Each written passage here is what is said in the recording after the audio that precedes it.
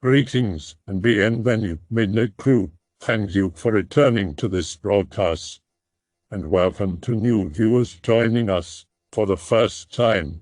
If you like a video, then feel free to subscribe. Can we have a thread about creepy workplace experiences? I don't have any of my own because I don't have a job, but I love reading about them. I used to work at an ice cream place for this guy who went by the moniker of Captain Bob. Real piece of work. Some might call him crazy today, but he made the best ice cream I've ever eaten, goddammit. At least before the rats got into it and they shut the place down, long after I had already quit. Anyways, he was staunchly and strongly conservative, and a little something of a conspiracy theorist himself. Given that I'm a student of political science, he would always pick my brain about certain issues. The guy had a hardline disdain for taxes, namely with the public's widespread acceptance of taxes, which he believed to be illegitimate. Oh, and guess what he always had playing on the one TV in the lobby? That's right, ancient aliens, occult mysteries, you name it. 17 hours a day, 7 days a week. This guy was a real oddball. Among other things, I was made to break down part of a wall, round off the stone, and hand-mix cement for the installation of a new AC unit while I worked this job, all while balancing on a precariously rusty stepladder over the precariously sharp, rusted iron fence separating us from next door, which I originally had thought was a minimum wage job, scooping ice cream and chatting with cute girls. But I digress. Here's the creepy part of the story. In this old-ass building which had been hand-built out of sheetrock by Captain Bob's granddaddy, I'm sure you can imagine the hell of a time I had tearing through that wall with a blacksmith's hammer and a chisel. There was a cellar. This cellar was actually located in a pretty dangerous place, right behind the counter, and the stairs were made so as to come out from the corner of the room, meaning that if you didn't skirt around the edges, you'd fall right in, and 250 to 70-pound metal doors would close right overhead. You could probably chop a limb off that way, but who cared? We were all teens and 20-somethings getting paid under the table anyways. So one day, I finally get to go into this creepy-ass cellar. Much to my surprise, there is a gigantic, and I mean gigantic, Ouija board, painted golden yellow, and fully decorated with suns, moons, and what have you with faces on them. It also seemed to have some lights built into it, but seriously, this thing was huge. I had actually missed it at first because I had thought it was the wall itself, rather than a thing leaning against it. I asked Captain Bob about it not once, not twice, but thrice, and he always seemed to evade the question. The most I ever got out of him was the second time, when he revealed that it was for a Halloween party of some kind back in the early 90s, before being interrupted by his lackey. But how he ever got the thing out of the basement is entirely beyond me. The third time I asked, he just got angry and told me that I asked too many questions. Sure as hell creeped me out. Shortly after, I quit due to a combination of fleas and my late father's illness, but I can't help what became of the old thing, now that the place has been bought out. Girlfriend's dad is an architect and has a lot of contacts in the security industry for building sites and offices, etc.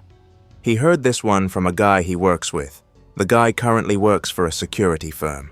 He used to be night patrol security for the Natural History Museum in London. The museum, unbeknownst to a lot of people, actually has 3 formalin-preserved pygmies and a couple of aborigines in huge glass jars in the basement. Legend has it that these bodies were specimen collected, meaning killed for the purpose of preservation by the museum. At the end of a shift, one guard patrols the basement where the specimens are, and one takes the lift up to patrol the top floor. It was a perfectly normal evening. The guard in the basement hears screaming.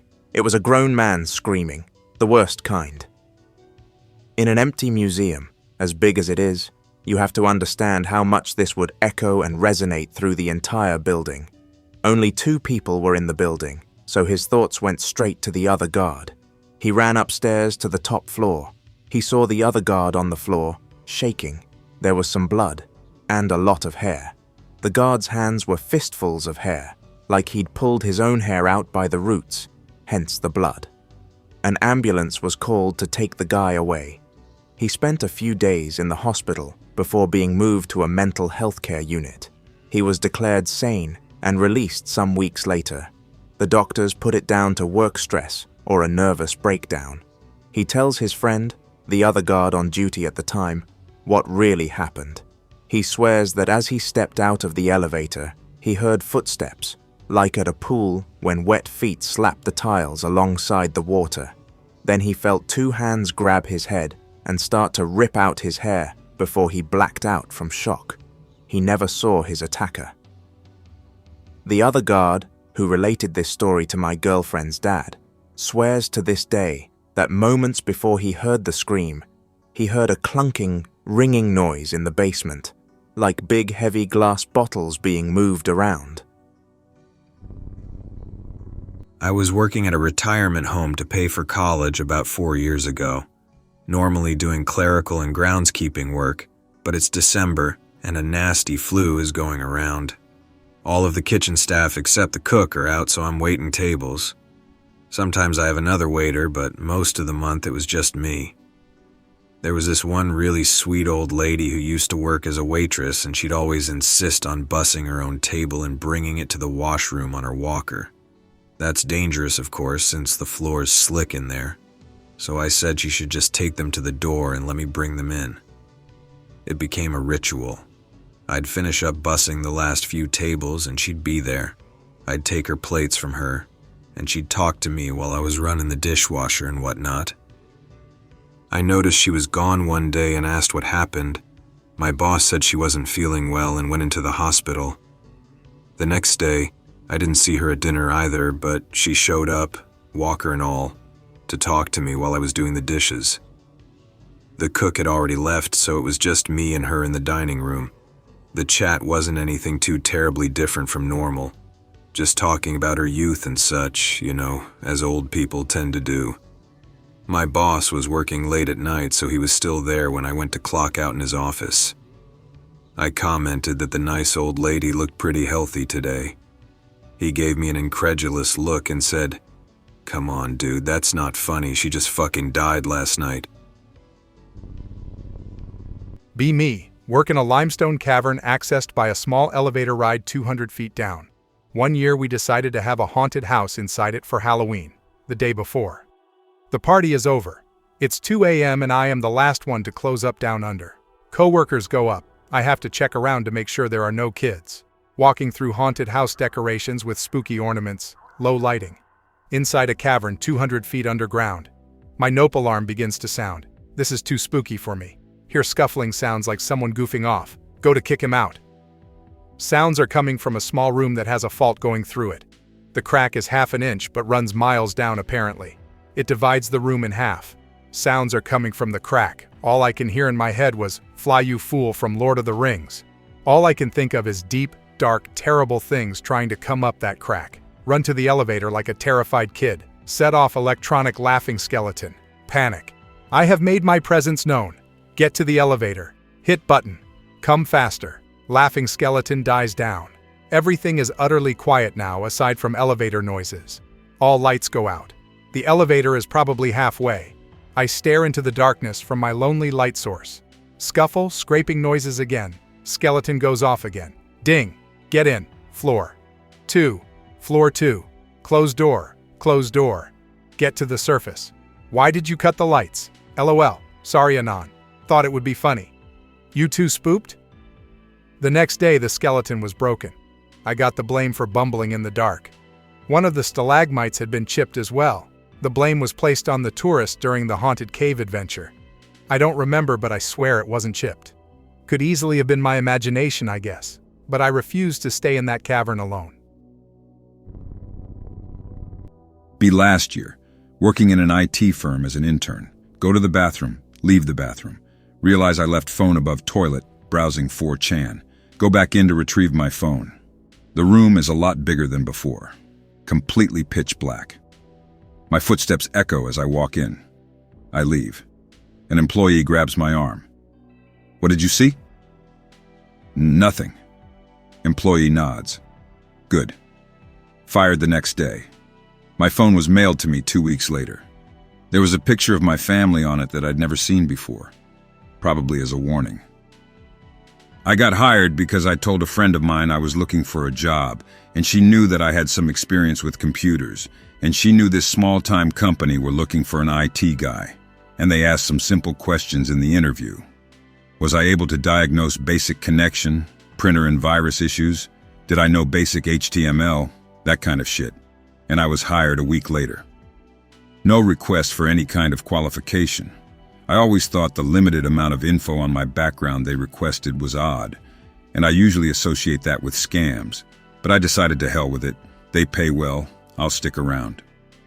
There were a few more odd things going on. The other guys in the office would make unusual small talk. You know when people are nosy in a way where the questions just don't seem to fit regular conversation. I'll give you an example. They'd ask about my weekend, and I'd tell them that it was good or whatever. And then they'd ask questions like whether or not I'd seen my friend lately. This wasn't odd, simply phrased as a casual question, because that's the sort of thing people do ask in idle chatter, but they'd call my friends by name, and I hadn't told any of them about my private life, because I felt a little sketchy about the company and the employees. It always had a kind of robotic cult feel to it. People were nice, but I kept getting this ill, god-awful feeling that beyond the office, they didn't exist, or didn't have lives of any kind. Even their smiles were, I don't know, unsettlingly fixed. When the guy grabbed my arm upon leaving the strange room, that mixed with all that I'd just seen triggered a kind of fight or flight instinct. The firing was very quick and simple. I was called into the office and they simply told me that it wasn't working out, and that although I was a good employee, there were issues I hadn't solved. Which was untrue, as I had sorted out many problems, most of which simply involved keeping the server room ticking over. But then the boss guy. At least I assume he was the boss. I never really asked who was in charge, but the guy always acted like he was. Said something really strange. Besides, I think your family would miss you. He didn't say anything beyond or about this unusual phrase, but I took it as a threat, and the arrival of my phone with the photo of my family on it further drove that point home. This is the first time I've posted about it anywhere, and I'm pretty sure the prick doesn't browse this site. For obvious reasons, I can't give you the name or whereabouts of the company, as I value the lives of my friends and family, not to mention my own. Be security guard, working the night shift at a performance and sports arena, doing the rounds on the top floor by all the VIP rooms. All the lights are turned off at night. Only the red exit signs light up the area. There's something short, maybe 3 feet tall, standing underneath an exit sign at the far end of the hall. Looks humanoid enough, but I'm not taking my chances. I'm creeped out by extraterrestrials, and I'm worried this might be a gray. Nope, all the way back to the camera video monitoring room on the first floor. Think nothing of it for a while. Pretty much forget about it. A few months later, another guy who works there starts talking to me during an event. He asks me if I've seen anything that's not there, or people who aren't people. I say no, not knowing exactly what he meant. Then correct myself once I get what he's saying. Tell him my story. He says that's little Suzie. She's the ghost of some little girl. Other guards, electricians, and cleaning people have seen her off in the distance. One guy cleaning windows saw fog start to condense on the glass at about her height. She's only ever on the top floor. Apparently she likes to play tricks on people. Find out there's another ghost on the second floor that hangs out in an area I don't really check on much. I haven't seen anything weird since, but I won't forget that anytime soon. B19. First night shift ever. Working night shift as assistant at elderly home for Alzheimer patients. It's just me and one other guy who is a nurse. Guy is super bro and teaches me the basics of what we do on the night shift, etc. Tells me to check the second floor section while he covers the 2 sections on the first floor. It's winter in the countryside of northern Norway. Pitch black outside and thick layer of snow. No sensor-activated lights because the facility is old and outdated. Walk up to the second floor. It's a smaller section, but it has the easiest patients. Dead silence and totally black. I wanted to turn on the light, but was told to not do it. Every patient has their own room with living room, kitchen, bathroom, and bedroom. The first room I checked was a male patient. I have no prior knowledge of the patients here, so I tried to memorize the names on the doors. I was told to not use my flashlight unless it was really necessary and that I could always just flick on a light in their room if they were awake or I had to see better. Walk slowly so as to not wake the patient. My job is to listen to the patients to hear them breathing and to carefully place my palm on their forehead to check temperature. The first guy was breathing all right and felt okay in temperature. Back out slowly and head to 202. This is another male patient. As I open the door, I hear some scrubbing noise. Not sure what was going on, but I proceeded slowly and entered and walked through the living room. Almost tumbled at something that was lying on the floor. Slowly open the slide door to the bedroom. It's empty. Freak out a little bit. Check the bathroom. He's not there either. As I check the kitchen, I hear a door creaking. Freak out and turn around. He was rising up from the floor beside his bed. Asked him if he is okay. He says he was playing with his wife and fell on the floor. He was really sad that she was gone and asked me if I knew where she was. I have no experience with dementia. He gets into bed and I start looking around. After a while, I told him I found her on her way out and that she was headed home. He then gets a bit worried and asks where he is now. I tell him he is in the elderly home. Surprisingly, he calms down. I tell him to just try to relax and tell him goodnight. He tells me goodnight as I walk out of there. I close the door and start heading to room 203. I notice a light is turned on at the end of the hallway. More curious than scared, so I walk over to turn it off. I hear a mumbling noise from 209, which was the last room in the section. I place my head against the door to hear better. It's a female patient who is talking in there. Doesn't seem like she is worried or anxious, so I let it slide and head over to 203. As I approach 203, I hear a door at the end of the hallway opening. It's the lady from 209. She's in her nightrobe. She just stares at me. I start walking towards her and ask her if she's okay. She doesn't say a word. A bit worried here, but decided to play it cool. She says, "Stop." I stand still. She yells, "Get out of here, demon spawn." I tell her to quiet down so as to not wake the other patients up. She starts running at extreme speed right at me.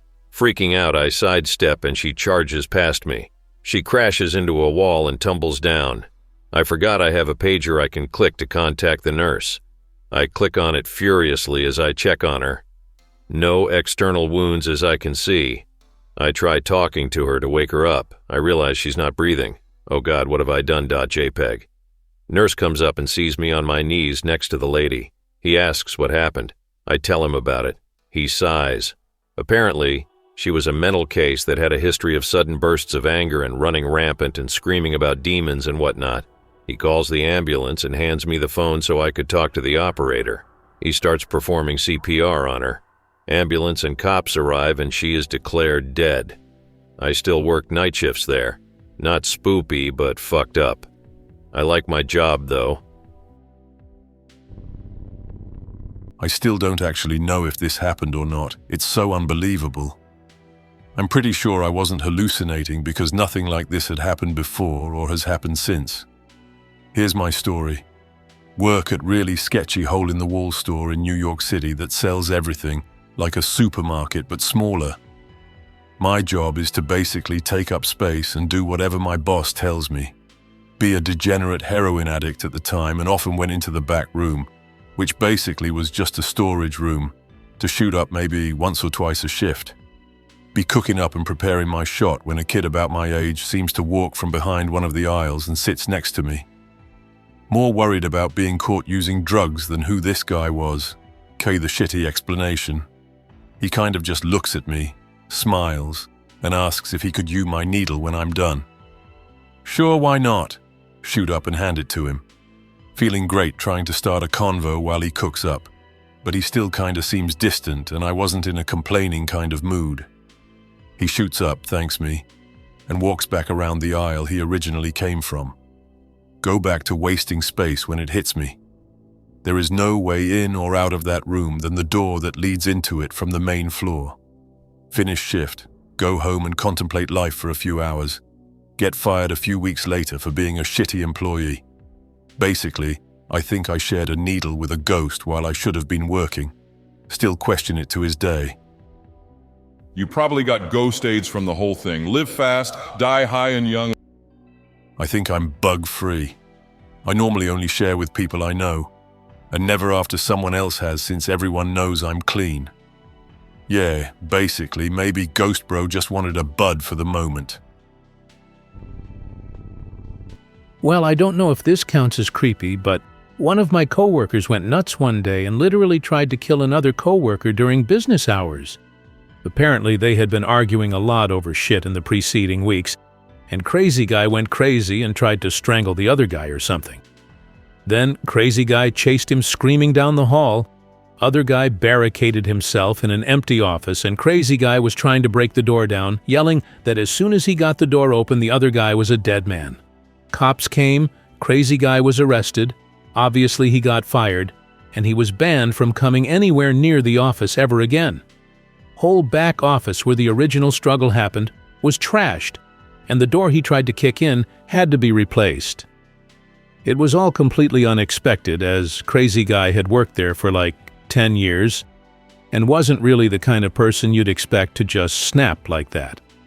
So I guess that's what made it kind of creepy, like the random extreme violence of it all. Moral of the story: don't be a dick to your coworkers, or they might one day lose their shit and try to kill you. Stress-related mental breakdown, probably. Do you know what they were arguing over? Some people can just snap over the stupidest shit. I've got a temper like that myself. It was a compounding pharmacy, so something relating to compounding or equipment stock maintenance. I don't know the details, as I was a secretary, not a pharmacist or pharm tech, so I was in the front office when it happened.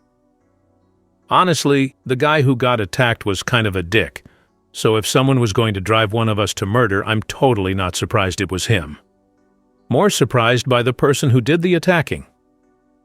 On the subject of mental breakdowns, another not-so-creepy but kind of WTF story from an earlier job. I used to be a convenience store clerk. We got all kinds of weirdos in the store. Mostly literal crackheads and stuff. They were mostly harmless, aside from stealing shit all the time. There was this one creepy guy who was slightly autistic and a registered Chris Chan offender who used to come into the store and stare at people and stick his fingers into our pies. We obviously threw the pies out. We had to actually catch him doing it a few times before we could ban him. Once a guy got really angry because the price of soda went up by 10 cents. He was flipping out, so I told him I would just give him the 10 cents today. But in the future, he had to pay the higher price. Apparently that wasn't good enough because he threw the soda down, stormed out, and slammed our glass front door so hard that all the glass shattered. We just stared at him in shock. He stared back at us in shock. Then he bolted for his truck and drove off. My coworker is like, "So what now?" And I'm like, "I guess we call the police and tell them some guy just broke our door over soda?" A minute later, a regular customer of ours comes in. He's this young guy with Asperger's who is really into mechanics and is always building little robots and taking stuff apart and putting it back together in weird ways. He'd bring some of his creations into the store to show us. He asks what happened to the door, and I tell him that some dick broke it over soda and then got into his truck and drove off. So the guy is like, "Oh, was it a blue Ford truck?" And I'm like, "Yeah," and the guy casually rattles off a freaking license plate number, which he says is of a truck he saw peeling out of our lot before he came in. So I give it to the cops and say that might be the number, and it turns out being correct. They catch the dude, and he has to pay for the door. I work at Walmart as a manager, overnight, so we'd get some weirdos. Pretty entertaining most of the time. I got this one guy about 3 weeks before I up and quit. I shrugged it off as a meth head. As he's walking through the store, his walking patterns are really jittery and quick, like old stop-motion movies or like a robot was starting up or something. People walking oddly really unnerves me for some reason, so I kept a close eye on the guy. He walks to the meat department, grabs packets of chicken thighs in an almost mechanical way, places hand on the chicken, close fingers, pick up, tuck under arm, repeat. Figure he's just on something and leave him be. After about 5 minutes, he has like 15 things of chicken thighs, breasts, and legs, each under both of his arms. Pretty impressive, actually. Starts heading toward the cashier. I go off to check on some other shit. 2 hours later, about 3:30 a.m., I was on lunch. I went to the back of the store, the employee parking lot. I saw a guy crouched down, messing with something about 200 feet in front of me. I shined my mag light his way. It was a pale man crouched down, chewing on the raw chicken parts. He cocked his head and locked eyes with me. He dropped the chicken and hopped the fence behind the store into a forest. I got security and walked by where he was eating. 17 empty raw chicken packages were there. And keep in mind, those fucking packages have about 4 to 7 pounds of chicken each. That's a ton of raw chicken. Be a night shift security guard. I work in a nice office building in a nice neighborhood. It's always just me and one other guard in the entire building. There's literally no crime, no problems. Basically, I just fuck around on the internet all night. They only have cameras on the first floor and parking lot, so if you're on any other floor, you can do whatever. It's literally the cushiest job ever. They've got huge flat-screen TVs, Wi-Fi, a nice gym, expensive coffee machines, and tons of other shit. Every single door is locked by keycard, so the building is extremely secure. Just started shift. Go to floor 2. Notice someone left a light on in the south wing. A lot of lights here are motion activated, but this one just uses a light switch. Happens sometimes, so I just turn it off and go back to doing a quick patrol so I can get back to scrolling on the internet. Finish that up. Eventually, the other security guard does a patrol. It's about 2 hours after my shift started, and I go on another patrol to stretch my legs. Go to floor 2, south wing. A motion sensing light is on, right next to the light switch I turned off 2 hours ago, which is still off. The motion sensing lights are only supposed to stay on for 15 minutes. Me and the other guard had been sitting next to each other for the last hour. I went back to the security room to tell the other guard about it and ask if he knows what's up with it. He says that when he was there, the light switch was on, and he turned it off himself. I'm 100% sure that I had already turned it off. He says he hasn't seen or heard anything, but since there's no security cameras on floor 2, we have no idea what, if anything, could have activated the light.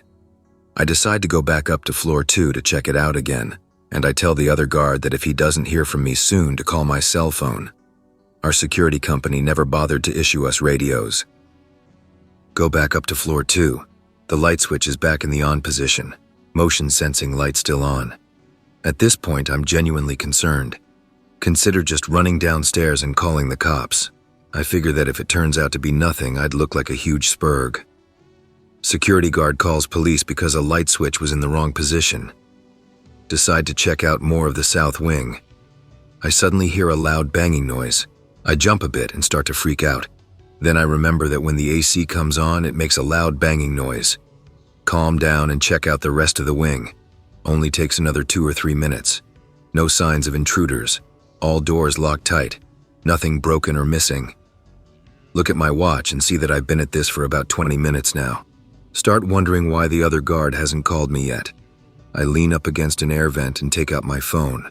Start going through my contacts list to call him myself. Hang on a second. The air vent isn't blowing any air. Nope. Call the other guard's phone. No answer. Lock myself in an office, call 911. I tell the dispatcher what happened and he says the cops are coming. Asks where I am and I tell him. Asks if the police will be able to get into the building themselves. Shit. All doors are locked. Run through the building, down to the main entrance and run outside. Wait for the cops outside while still on the phone with 911. Cops get there. I let them in and brought them to the security room. No sign of the other guard at all. The computer that displays the security cameras is turned off. Well, fuck.